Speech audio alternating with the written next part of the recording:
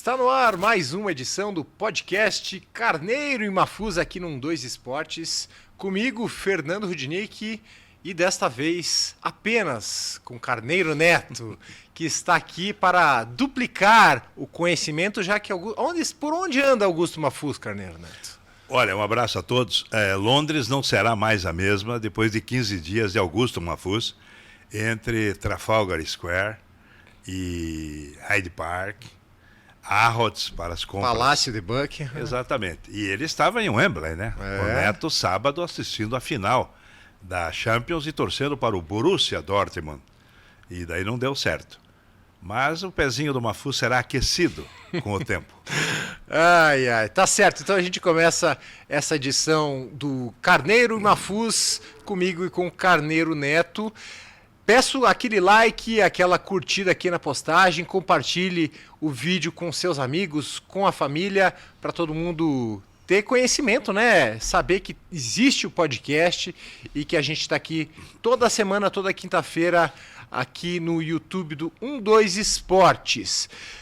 Ô Carneiro, para a gente começar esse podcast, já que você citou, né, a final da Champions League, Vinícius Júnior de novo, né, brilhou no jogo, fez o segundo gol aí da vitória do Real sobre o Borussia Dortmund lá em Wembley.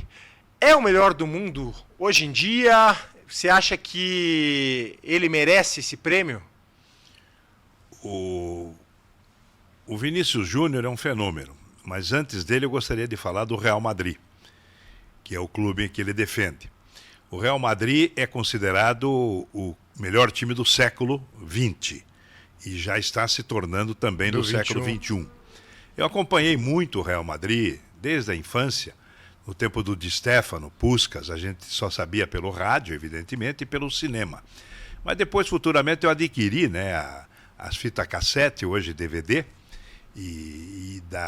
das apresentações do Real Madrid. Ele chegou a ser pentacampeão da Europa na década de 1950. Quer dizer, não é a de hoje que o Real Madrid é um fenômeno. Então não é o Florentino Pérez, o atual presidente, que é o gênio da lâmpada. Não. Ali existe uma dinastia de competência, de como saber conduzir um clube de futebol. Agora, tem um detalhe também. Os adversários facilitam as coisas para o Real Madrid.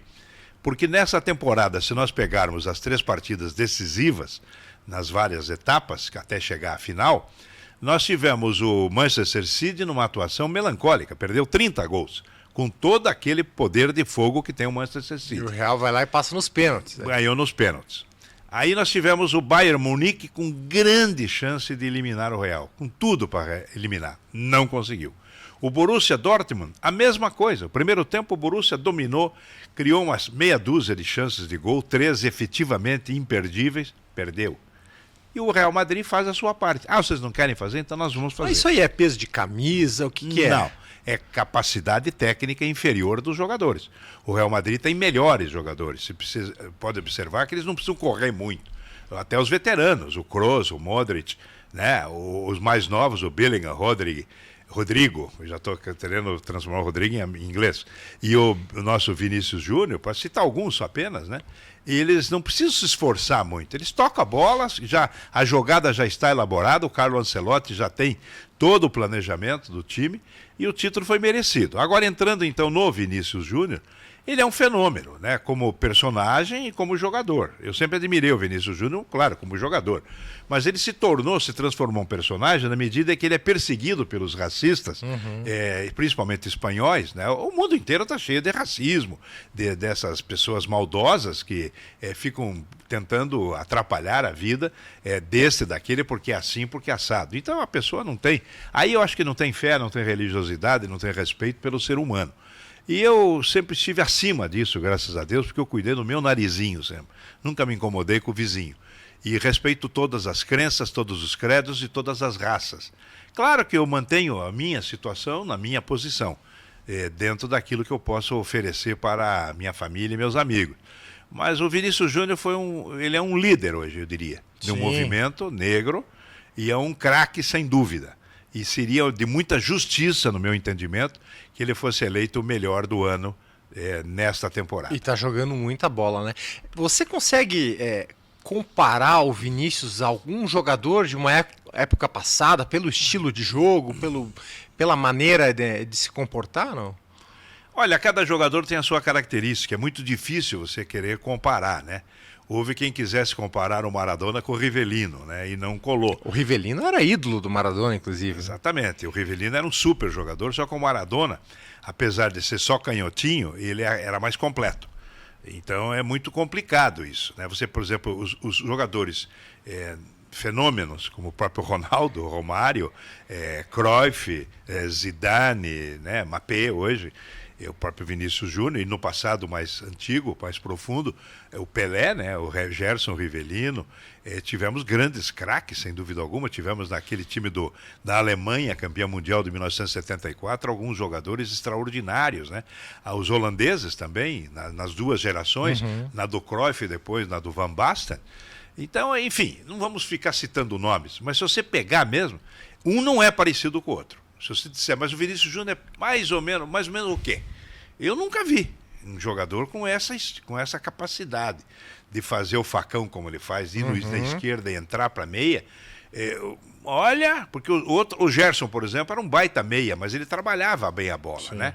Armava a jogada. O Rivaldo foi extraordinário, mas o Rivaldo não caía na ponta esquerda. Sim. Né? O Rivaldo ficava na meia. O Vinícius não, o Vinícius joga tanto na ponta, no meio e também como pivô. E o quanto ele evoluiu nesse período no Real Madrid, né? Porque ele começou como um jogador, né, de drible, de velocidade, e hoje ele se tornou um finalizador também. Eu diria que o Vinícius Júnior não pode ser comparado porque é um jogador moderno. É um jogador do século XXI. Então não dá para comparar com ninguém. Eles são diferentes, tanto por bem como por mal. Como aquele atacante do Borussia, o mulatinho lá, que perdeu 3 gols e imperdível. Depois eles olham para a câmera... ADM. Como é o nome? ADM. Não se perca pelo nome. Ele olha para a câmera e... mas amigo... Ele perdeu gols imperdíveis, né? Não dá. É como o Haaland, né? Aquele... Norueguês Haaland. O belga lá do Manchester City também, o De Bruyne. Esses caras perderam de gol no jogo com o Real Madrid, Sim. eles tinham que se envergonhar. Aí o Manchester City, uma potência do futebol, né? Mundial. O Pepe Guardiola é considerado um dos maiores técnicos de todos os tempos, mas ele depende desses caras, meu amigo. Por isso que é bom ter o Rodrigo, o Vinícius Júnior, o Kroos, o Modric, que eles vão lá e resolvem.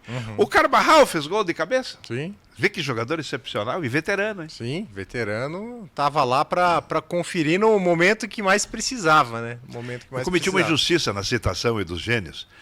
Depois do Pelé, o meu gênio preferido é o Messi. Ah, sim. E eu não citei. Eu acho que esse Messi ele jogou muito futebol. Extraordinário, sabe? Porque ele jogava em todas as faixas do campo e com uma habilidade, uma compreensão de jogo. Ele entendia o jogo com uma facilidade. E a gente que ama futebol, eu me reporto a esses jogadores com muita reverência. E ele conseguiu coroar a carreira vitoriosa, maravilhosa, com o título da Copa, né? Que todo mundo colocava, não conseguiu ganhar nada com a seleção, e ele conseguiu aí... Foi um prêmio, né? Um prêmio. Agora, os jovens, principalmente, perguntam, mas por que o Pelé, falam tanto do Pelé? Claro, eles não viram o Pelé. Eles têm os filmes do Pelé, as gravações do Pelé, né? Acontece que o Pelé... Você transmitiu muito o jogo do Pelé? Muito.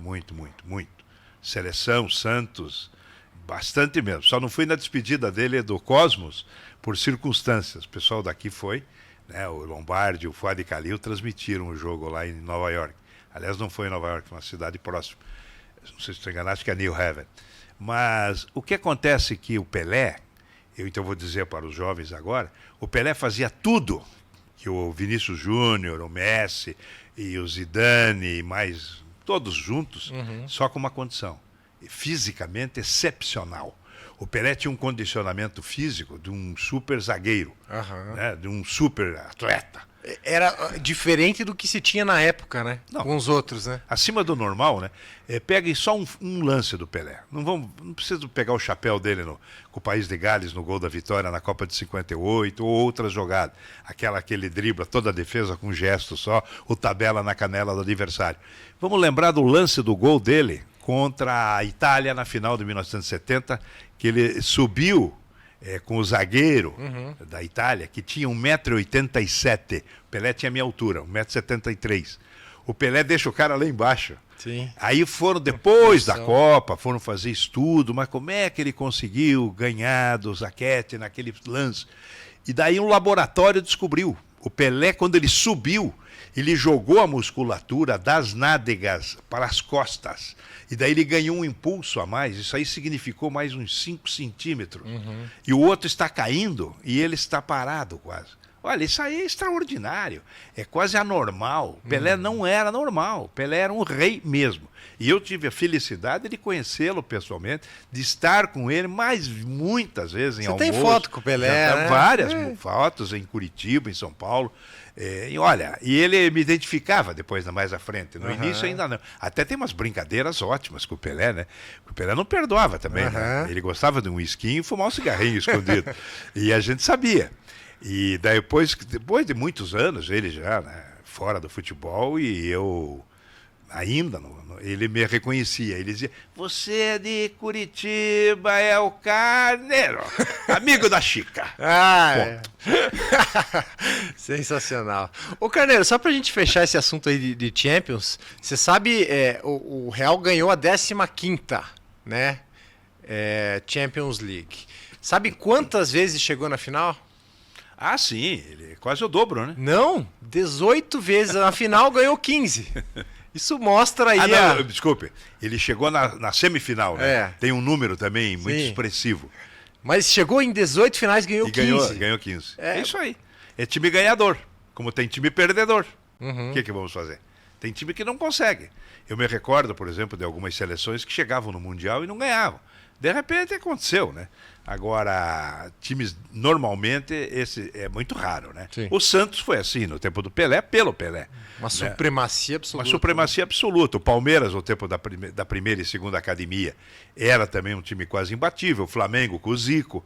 Nós temos alguns exemplos, assim, é muito difícil, porque a coisa ficou muito... Porque era bom quando você falava de futebol e só tinha 30, 40 anos. Hoje tem 100 anos. Né? Porque se você pegar o material de 1958... da Copa do Mundo de 58, que foi quando eu comecei a acompanhar futebol efetivamente, ouvindo rádio, jogando um pouquinho de futebol, daqui a pouco vai dar 100 anos, meu amigo. Então não dá para brincar muito com o cérebro, não. É verdade. Ô, Carneiro, já que você citou aí, né, equipes, seleções aí que ganhavam tudo, quero saber se você está botando fé na seleção brasileira. Daqui a pouco vai começar a Copa América. A gente tem nesse sábado já um amistoso de preparação, Brasil e México, e depois na quarta-feira que vem tem Brasil e Estados Unidos. E logo depois começa a Copa América. O Brasil está no grupo que tem Costa Rica, Paraguai e Colômbia. E o Dorival vem aí, depois de uma atrapalhada da CBF, né? Só com 2 jogos. Ele podia ter chegado muito antes para começar um trabalho com mais tempo, com mais tranquilidade, mas a CBF fez tudo errado, contratou o técnico interino, Fernando Diniz, só perdeu tempo com isso. O que você está pensando aí da seleção? Você acha que ele vai conseguir consertar esses jogos aí que já fez contra a Inglaterra, a vitória e um empate com a Espanha, já são um bom presságio aí para a seleção? Sem dúvida. Mudou o perfil. Virou a chave na seleção brasileira com o Dorival Júnior. Não porque ele é meu amigo pessoal, porque eu acompanho a carreira dele desde jogador no Curitiba, né, que ele era o Júnior. Agora, o Dorival conhece futebol, é um homem equilibrado, tranquilo, né, não tem porquê. Ele só aceitou esse desafio exatamente para coroar a carreira dele, que é maravilhosa. Não precisava, poderia ter continuado no São Paulo. Você esqueça os dirigentes da CBF. O Brasil não tem gestores, é um país medíocre, né, gestores públicos. Veja aí no Congresso Nacional, um chama o outro para brigar na rua. Aí, menos que eles não podem brigar na esquina em Brasília, que Brasília não tem esquina, né? Menos mal. Mas são medíocres, são semi-analfabetos que governam o país e administram a CBF e muitas outras organizações. Por isso que eu admiro o povo brasileiro, a gestão privada. Está aí o Brasil, o PIB crescendo, o Brasil bombando, a inflação sob controle. Por quê? Porque o Brasil produz, o Brasil tem comércio, tem indústria, tem agronegócio, tem serviços, né? O povo tem o seu valor, ele independe dos governantes. É a mesma coisa o futebol. Não interessa a gestão obtusa, quadrada, superada da CBF e corrupta num passado recente. O que vale são os entendidos de futebol. O Dorival Júnior entende de futebol. Ele está, logicamente, selecionando o que pode, os melhores, vai criar um modelo, não tenha dúvida disso. Não sei se o Brasil vai ganhar ou perder a Copa América, pouco importa. O mais chamativo nesse momento é que está existindo um roteiro. Nesses amistosos na Europa ele já mostrou isso, a seleção estava mais ativa, as jogadas são mais elaboradas, e eu estou muito feliz e muito confiante que a seleção brasileira chegue em melhores condições, não só na Copa América, ele vai jogar em Los Angeles, né, na Califórnia, um lugar maravilhoso, mas principalmente na Copa do Mundo, né, que também será lá. Você vê que a Copa do Mundo, para variar, os cretinos da FIFA também, né? O ser humano não muda, né? Ele muda de idioma, de jeito, de costume, mas a cabecinha é a mesma, né? Como é que faz uma Copa do Mundo, essa próxima, em 3 países, com 48 seleções? Amigo, ao nível técnico, ó, garantido que vai ser medíocre. 48 seleções é demais, né? Nada contra o México e o Canadá. Sim, sim. Mas que vai ser um tal de zoom. Eles aumentaram porque é um produto, é um comércio, aqui, mais seleções, eles vão faturar mais. Eles não pensam na essência do futebol. Eu que peguei Copa do Mundo, né, com poucas seleções, 15 seleções, e depois fui subindo, até chegar a esse absurdo. Havia qualidade, né? Hoje a metade, mais da metade das seleções que vão participar da Copa do Mundo não teriam 24, capacidade técnica de disputar o Campeonato Brasileiro. Eu lembro, eu peguei, quando eu comecei a acompanhar futebol, eram 24 seleções, depois para 32. Isso é outra geração. O meu era 16. 16 eu me enganei, não eram 15, eram 16, era um número par. Então tinha aqueles grupos, né? E a coisa se encaminhava e você sabia tudo certinho como é que andava. Aí foi para 24, foi subindo. Agora tá uma bagunça. Eu acho que o limite, assim, vamos, o máximo que daria para suportar, no meu modo modesto de entender, seria 28. Mas eles botaram mais 20. 32 eu acho que já funcionava ali. Bom, então se você liberou 32, eu quero 36. Então aí, meu amigo. Ô Carneiro, me diga uma coisa. O Dorival, nesse processo dele, ele está fazendo uma mudança na seleção que é rejuvenescer o time, né? Se a gente pegar a média de idade dos convocados para a Copa de 2022, era 28 anos e 4 meses. Agora, 25 anos e 5 meses. Mas é que isso também tem a ver com a geração que foi, né? A geração do Neymar, Casemiro e outros, eles passaram. Não foram felizes, disputaram, o Neymar, no caso, disputou 3 Copas, perdeu as 3. Talvez até o Neymar seja lembrado ainda pelo seu prestígio, pelo seu nome. Agora, tecnicamente, não contribui mais nada. É um ex-atleta. Tem que voltar a jogar futebol primeiro, né? Para pensar não vai. Não jogou, né? A última Copa foi vexatória a participação dele. É um homem que ficou muito rico, um homem que tem uma formação muito ruim na sua formação pessoal, social, familiar. E ele é uma vítima, né? Ele é uma consequência de um produto daqui do meio. Mas você acha que o Dorival, se ele voltar a jogar, convoca ele? O Dorival não gosta do Neymar, né? O Neymar ele e o Ganso trataram o Dorival Júnior muito mal no Santos. Quando estavam surgindo, foram campeões paulistas. Você lembra o episódio lamentável no Pacaembu? O René lá. Mas o Dorival não é homem de guardar rancor. Qualquer pessoa inteligente não guarda rancor de nada. Passa batido porque nós não somos nada, nós estamos de passagem. É evidente que se o Neymar voltar a jogar, não sei nem onde ele joga, Arábia Saudita, parece que ele está no Al Hilal da Arábia isso? Saudita. Então, se lá ele não conseguir fazer um monte de gol e fazer bicicleta, tomara que faça, né? Aí talvez entre na seleção. Mas eu não colocaria. Eu, se fosse o técnico, eu não colocaria. Eu colocaria essa juventude.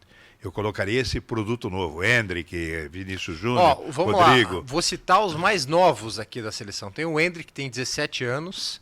Tem o Savinho, do Girona. Bom jogador, 20 anos. Grande revelação. Do Galo. Tem o Beraldo, que trabalhou com o Dorival, né, no São Paulo, zagueiro, 20 anos. João Gomes trabalhou com o Dorival no Flamengo, 21 anos, está jogando na Inglaterra hoje. Tem o Ian Couto, produto aqui do Curitiba, 22 anos, lateral direito. Quem mais? Vini Júnior tem 23, Rodrigo Paquetá, tem 23, né? Paquetá tem 26 já.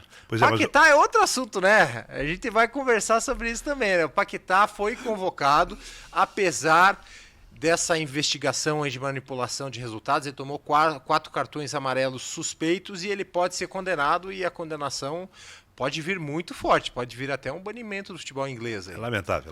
Aí volta a questão que eu falei há pouco, a cabecinha humana, né? Não muda. Parece que é um bichinho, né? Que faz coisa para fazer confusão. Você vê o Paquetá, joga no futebol europeu, joga no primeiro mundo do futebol, ganha milhões, está feliz da vida, seleção brasileira, provavelmente será capitão da seleção. Aí se mete em negócio de aposta, pelo menos é a denúncia, não sei se é verdade. É lamentável, é triste. É falta do quê? Cérebro, Os indicativos, inteligência. Os indicativos são todos QI, sabe o que é QI? Coeficiente de inteligência. Tem que ter um pouquinho, amigo, senão complica, né? A vida não é bem vivida daí. Para quem não está por dentro desse assunto, né? Ele tomou 4 cartões amarelos e saíram apostas lá do local onde ele nasceu, da ilha de Paquetá, que chegaram a render aí prêmios de 610 mil reais. Se fosse o Donald Trump, ele diria, não, apenas coincidência. Não tem nada a ver, eu não sou de Paquetá, eu sou de eu sou de New York. Faltou aqui o Martinelli, tem 22 anos, então tem jogadores jovens aí nessa seleção. O mais velho é o goleiro Rafael, que é o terceiro goleiro, né? Foi treinado pelo Dorival lá no São Paulo. E temos aí o Alisson, o goleiro número 1, pelo menos na camisa, número da camisa, e o Bento vai com a 12 aí, indicativo que o Bento vai ser reserva do Alisson? Olha, daí é possível, né? Provável. Mas o Bento, tecnicamente, ele está em melhor forma que o Alisson. Eu acho que o Bento está no auge da carreira. É um jogador excepcional. E vamos ver, o Dorival Júnior não convocou o Bento de graça. Sim. Ele está apostando na frente. E o outro menino machucou-se, né? O Ederson, goleiro do Manchester City. Também é bom goleiro. Então a seleção brasileira tem recursos técnicos, precisa ter o espírito. É isso que se o Dorival Júnior conseguir colocar nos jogadores, que nem o Filipão na sua segunda experiência conseguiu, e muito menos o Tite. O Tite foi refém do Neymar, né? Então ele não era o técnico da seleção, ele era o técnico a mando do Neymar. E o Dorival Júnior não, ele está fazendo uma seleção brasileira modelo Dorival Júnior. E felizmente nós temos esse homem com essa personalidade para tentar salvar o futebol brasileiro, que só dá vexame há mais de 20 anos. São 5 Copas do Mundo perdidas, nem a Copa América nós ganhamos no Maracanã, fomos derrotados pela Argentina na última edição. Então nós precisamos de voltar. O torcedor mais jovem precisa começar a gostar da seleção novamente. Mas você vai assistir mais a Copa América ou a Eurocopa? Eurocopa, seleções europeias. É. Olha, eu não sou muito de seleções. Vai acontecer simultaneamente, né? Os jogos em horários diferentes, claro. Com esse surgimento desses super times da Liga da Champions, né? A Liga dos Campeões, eu perdi um pouco assim, o sonho de ver as seleções. Primeiro, que os jogadores não rendem na seleção ou mesmo nos clubes. Segundo, as seleções são muito desequilibradas, né? Você joga, Alemanha contra Nassau. Então não dá, sabe? Espanha contra Ilhas Virgens. Né? Se pelo menos já tivessem perdido a virgindade, talvez rendessem mais tecnicamente. Então, meu amigo, não me encanto mais com seleções, sabe? Assisto ocasionalmente, até por um dever profissional. Mais pela nostalgia mesmo. Sim, porque eu faço comentários na CBN diariamente, eu tenho que estar atualizado, vamos dizer assim. Mas eu não tenho mais aquela de parar a turma, vamos lá, a seleção amistoso da seleção brasileira, 30, 40 anos atrás. Nós parávamos, nos reuníamos, fazia churrasquinho para ver a seleção e vibrava. Hoje, amigo, dá uma olhadinha assim, tá de bom tamanho. Pô. Então vamos falar de Série B agora, pode ser? Série B? Como dizia como é que é o Paul McCartney? Série B! De seleção brasileira a gente vai para a Série B falar do Coritiba, que está num momento também, né, complicado. Agora a diretoria confirmou que está atrás de um treinador, o James Freitas não vai continuar como, né, interino, ele vai continuar lá na comissão técnica. E depois aí dessa derrota para o Ceará, o Coritiba vai atrás de um técnico daquele perfil jovem, com potencial, trabalho a longo prazo. Mas é essa a escolha do Coritiba hoje. O que você acha? Olha, o Coritiba e o Atlético têm crises diferentes, né? O Atlético tem uma crise técnica, que há 3 anos não ganha nada. Apesar de ter decidido a Libertadores da América, mas perdeu. E o Coritiba tem uma crise um pouco mais profunda, no meu entendimento, porque o Coritiba havia quebrado. Quando o Curitiba quebrou, eles optaram pela Sociedade Anônima do Futebol. Só que ninguém conhecia, e não conhece ainda direito, como é que é o mecanismo dessa SAF. Como é que funciona isso na adaptação à realidade do nosso futebol. Porque uma coisa é uma SAF na Europa, nos Estados Unidos, aí não se discute. Estados Unidos sempre foi tudo profissional, né? Até briga de galo lá era profissional. Tinha galo que já entrava remunerado pela máfia, entendeu? O boxe americano sempre foi corrupto, né? Desde sempre, porque sempre correu dinheiro. Nós não, nós sempre fomos amadores no Brasil, nós sempre nos iludimos, nós tínhamos sonhos. Hoje mudou tudo. Então o Curitiba está pagando o preço dessa adaptação. Parece que não foi muito feliz na escolha, né, da empresa que adquiriu os direitos operacionais do clube. Há inclusive um movimento de um ex-presidente, o João Malucelli, no sentido de transformações, de mudanças, não vou entrar no mérito da questão. Mas a coisa não vai bem. O Paulo Autori, eu diria, é uma última tentativa para salvar o ano, né? Agora o Paulo Autori também tem que saber onde ele está pisando.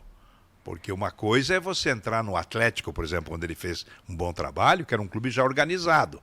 Ele está entrando num clube desorganizado. Sim. Ele está entrando num clube problemático. Ele chegou para organizar.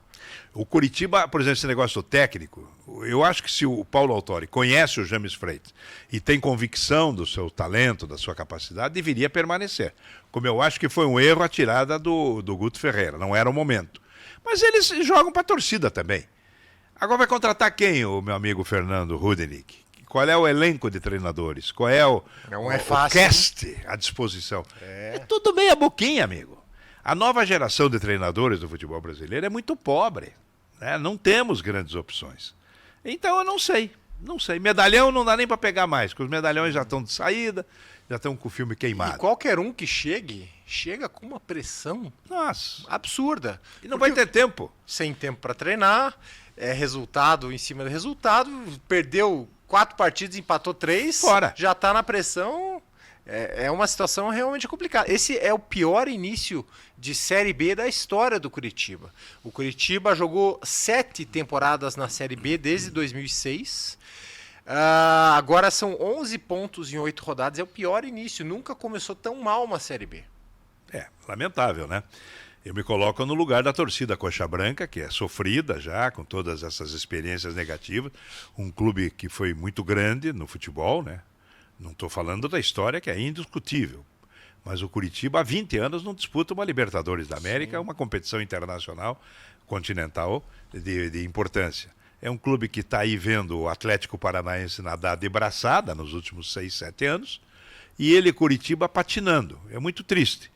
Agora, eu continuo acreditando no Paulo Autori. É a única opção que eu tenho no momento para o Coxa. E vai precisar fazer uma janela de reforço certeira. Vai precisar reforçar isso aqui. Pois é, mas aí é o dinheiro. Esse grupo operacional da SAF está disposto a investir? Porque uma coisa é você querer ganhar alguma coisa. Sim. Outra coisa é você cuidar mais da parte financeira. Mas se não investir agora, pelo menos a minha visão, é de que pode perder mais dinheiro no futuro se não conseguir o acesso. Sem dúvida. Né? Eles teriam que antecipar alguns investimentos, eu acho, pelos erros que cometeram no ano passado, na formulação das comissões técnicas equivocadas, né? Com o Antônio Oliveira, com o Antônio Carlos Zago e o Thiago Kozlowski, enfim, todos que eles tentaram, acabaram não dando o resultado, e finalmente o Guto Ferreira. E não se gasta dinheiro assim, porque o dinheiro está muito caro hoje. Mas, Carneiro, é bom lembrar que no contrato da SAF o que é prometido é um orçamento para ficar entre os 4 melhores. Um orçamento entre os 4 mais caros da Série B. Da Série B? Para esse momento. Esse é o orçamento. Então, se a gente olhar ao pé da letra ali, vai ter que vir investimento. Bom, vamos aguardar, né? Com todo esse tumulto que está aí, né? Vamos ver também a voz rouca da arquibancada, como é que vai ser atendida, porque eles querem a saída do Carlos Amodeu. Sim. E ao mesmo tempo ele se qualificou na FIFA, num belíssimo curso. Eu ia falar agora. Mas é um curso de gestão, né? Diploma in Club Management.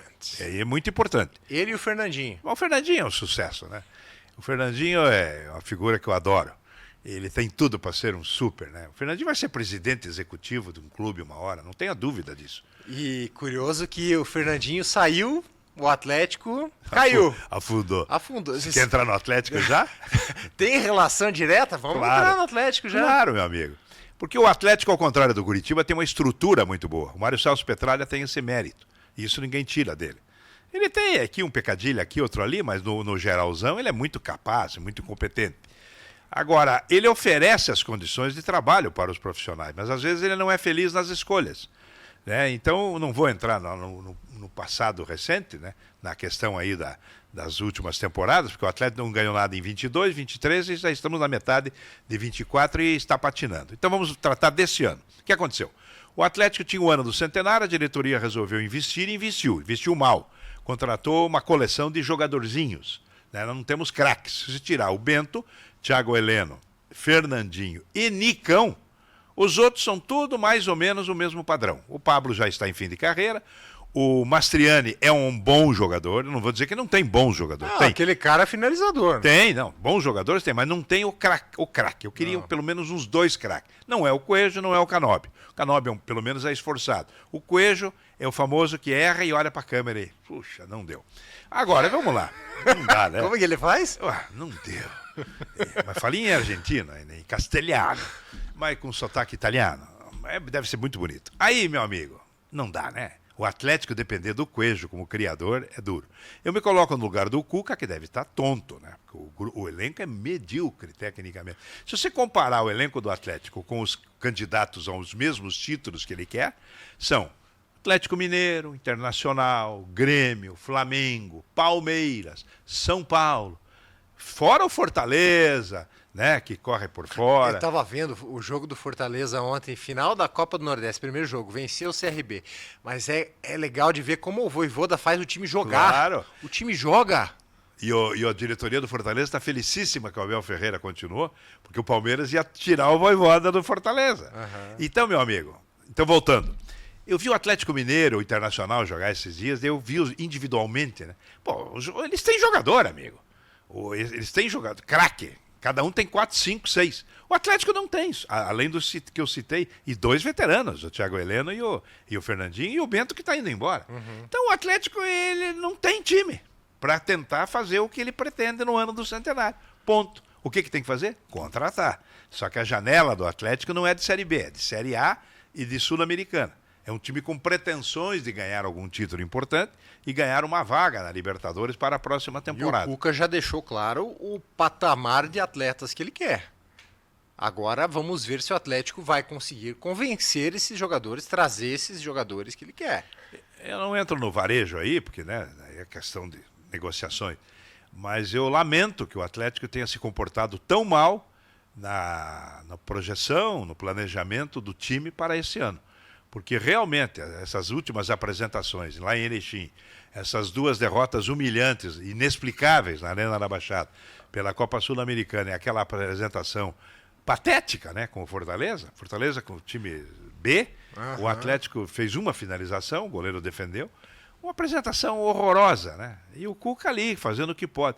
Você vê que o Cuca estava tão desesperado que ele testou os 3 centroavantes e nenhum resolveu.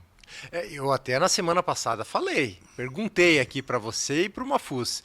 O jogo contra o Danúbio, ele foi um problema no percurso ali, um acidente de percurso, ou ele significava alguma coisa? E aí veio, eu lembro que o Mafuz falou, não vai perder para o Ameliano. Também achava que não, mas perdeu. Sim, mas perde, porque o time não tem personalidade. Primeiro vamos analisar essa questão psicológica. É um time de jogadores que empresários indicaram, provavelmente, os dirigentes, por qualquer motivo, eu prefiro acreditar na inocência e no desconhecimento, eles contrataram. Aí não foi feito um planejamento de time, vamos formar um time, não foi, o Atlético não formou um time, ele pegou um bando e jogou assim como se joga as cartas na mesa, né? Mas vamos voltar, Carneiro, começo do ano, contratou o Osório, não era o cara que eles queriam. Eles tentavam... Fizeram tudo errado. O Domenech era o nome principal. Também seria outra bobagem. Era o Domenech. Vê como são fracos os diretores do Atlético, hein? Chegou o Osório. Foi lá, jogando mal, perdeu um jogo, foi demitido. Mas estava jogando mal demais. Mas aí já viram que tinha problemas do Osório de relacionamento com jogadores, eles entenderem a ideia dele. Eu acho que acertaram em demitir o Osório. Contrataram o Cuca. Né? Um técnico que hoje é top no Brasil. E as coisas começaram muito bem e agora já estão andando de maneira mais devagar. Começaram bem porque o Cuca impôs uma filosofia de liderança. Só que com o passar do tempo, você tem que ter uma estrutura tática, uma estratégia de jogo. Ou seja, você tem que jogar com a profundidade, você tem que fazer o jogo de aproximação, triangulações, tabela, ir na linha de fundo, entendeu? Por exemplo, o jogo com o Ameliano. O Atlético não foi à linha do fundo nenhuma vez. O Ameliano tinha 9 na defesa. Então são falhas que qualquer principiante de futebol percebe. O Atlético tem dificuldades em toda a ordem, no plano coletivo, individual, estratégico e psicológico e emocional. Mas você sabe o que mais me assusta, Carneiro? Que o Atlético teve tempo para treinar nesse período. Ah, mas não resolve. Com o material humano que tem, não. Você pode testar. Você pode pegar 6 bailarinos e testa os 6 bailarinos com farda, com capacete, metralhadora, entendeu? E pega 6 soldados e treina também para dançar, para fazer os passos de bailarinos. Cada um na sua, amigo. O Atlético não tem elenco no nível do sonho da sua torcida e talvez até da própria diretoria. Mas daquela partida do Palmeiras que venceu fora de casa, ele evoluiu. Ali foi um acidente. Foi um acidente. O Palmeiras bobeou, o Palmeiras cometeu erros primários, né? O Hendrick estava mais preocupado em dar pontapé no adversário do que em jogar. Ali foi mais o Palmeiras que perdeu do que o Atlético que ganhou. O Atlético teve capacidade porque o Fernandinho, o líder, né? Ele conseguiu organizar um pouco o meio de campo e com o Fernandinho as coisas funcionam. Espero que volte o Fernandinho o quanto antes. Aí muda um pouco. Mas é triste você ver um time com recursos financeiros que o Atlético possui contratar tão mal. E fica o dito pelo não dito. Os carinhas estão lá ainda, trabalhando lá no clube, todos ganhando seu saláriozinho. Bom, agora o Fernandinho voltando, o Atlético vai jogar na quinta-feira que vem só, contra o Criciúma. Então você quer tempo? Tem mais tempo de volta. A família do Cuca agradece, até porque é a família mesmo, né? O Cuquinha e etc. É tempo, dá tempo ao tempo. Agora não vai tirar, o que vai? Do couro sai a correia. Isso eu aprendi quando era criança. Se você não tem um couro de qualidade, a correia não é boa. E não vai resolver o problema do motor. Isso no tempo que o motor tinha correia. Mas agora o Atlético conseguiu essa façanha, né, de ficar em segundo do grupo. Façanha, tem que dizer, perder as 2 em casa para 2 times que havia ganhado fora de casa. De qualidade técnica muito abaixo. E vai pegar o Cerro Porteño aí nos playoffs da Sul-Americana para ir para as oitavas de final. Daí o adversário das oitavas, se passar, vai ser o Belgrano, da Argentina. E daí é possível que pegue o Racing nas quartas de final já. Mas se complicou, né? Podia pegar um caminho bem mais tranquilo. Né? Não, evidente. Jogou no lixinho. A possibilidade de chegar de primeiro na Copa Sul-Americana. Lamentável. E está desperdiçando uma oportunidade dourada. Para quem sonhava com o primeiro lugar geral. Sim, e na Copa do Brasil, que ele conseguiu perder em 2 minutos um jogo que estava ganho. O tal do Ipiranga de Erechim. Sim. Amigo, eles estão brincando com a torcida atleticana. Essa gente que está na gestão do futebol do Atlético. E não tem nada o Cuca com isso. O Cuca é o treinador. E ele recebeu esse time montado, esse elenco, com alguns remanescentes já de algumas temporadas. E é isso aí, meu amigo. Não adianta, competência é para quem tem, não é para quem sonha em ter. Certo, Carneirinho, chega de Atlético, vamos falar um pouquinho de Paraná, que também, fora de casa ali, né, empatou o último jogo com o Foz do Iguaçu, vai jogar agora contra o Iguaçu, fora de casa, não ganhou ainda como visitante, contratou agora Bruno Silva, lembra dele? Jogou no Atlético, Sim. Volante, Ravanelli, atacante, jogou no Atlético também. São 2 reforços aí do Paraná. E fora de campo, o Paraná perdeu o seu gerente de futebol, o Carlos Bonatelli. Está procurando aí um gerente e contratou o Fernando Miguel, ex-volante, para ser coordenador técnico. Mas a partida agora contra o Iguaçu, que vai ser no domingo, é um divisor de águas para o Paraná. Se ele não vence, ele pode ver uma aproximação aí dos times que estão mais embaixo e pode tornar essas últimas rodadas aí mais complicadas, porque são 4 que se classificam na segundona aí do estadual. Você veja, nós estamos caindo, né, o padrão, né? Estamos na Série B do estadual, e o Paraná com problema. O Paraná também tem dois enfoques. O primeiro é o Paraná Clube. ele existe, uma potência, torcida maravilhosa. Tem pessoas que pensam no clube ainda e deu show aí, lotando os 3 estádios da capital. Muito bem. Aí tem a parte técnica. Eu acho, agora também não dá para passar o pano mais. Eu não sou daqueles comentaristas que passam o pano. Alguns por interesse até, né? Porque tem lá um agradozinho às vezes. Eu não, sou um comentarista que eu nunca tive esse tipo de dificuldade, porque eu sou sincero. Eu sou transparente na minha opinião e faço isso há 60 anos. Agora, o Tcheco, me desculpe, ele não vai bem. O Tcheco não está conseguindo montar o time do Paraná. Por mais que se goste do Tcheco, não só como ex-jogador, mas como treinador, ele se equivocou na montagem do time. O Paraná não pode jogar mais no 3-5-2. O Paraná tem que jogar no feijão com arroz, como é tradicionalmente, e povoar mais o ataque. O Paraná tem que ter presença, ele está disputando a Série B, amigo, de um estadual. Ele tem que chegar de líder. Ele não pode fazer as barbaridades que ele fez nas 2 últimas partidas, que foi perder para o Rio Branco, num jogo em que teve, durante 25 minutos, 2 jogadores a mais, e não pode fazer o que fez em Foz do Iguaçu, ao ponto de até desperdiçar uma penalidade máxima. Me desculpe o Tcheco, ele tem que acordar, amigo. O Paraná não está jogando bem. Ponto. Mas se o Cuca tem problema com o elenco, imagina o Tcheco. Não, mas eu não vou nem comparar aí, né? E até as propostas são outras, né? Mas eu lamento que o Tcheco esteja um pouco assim.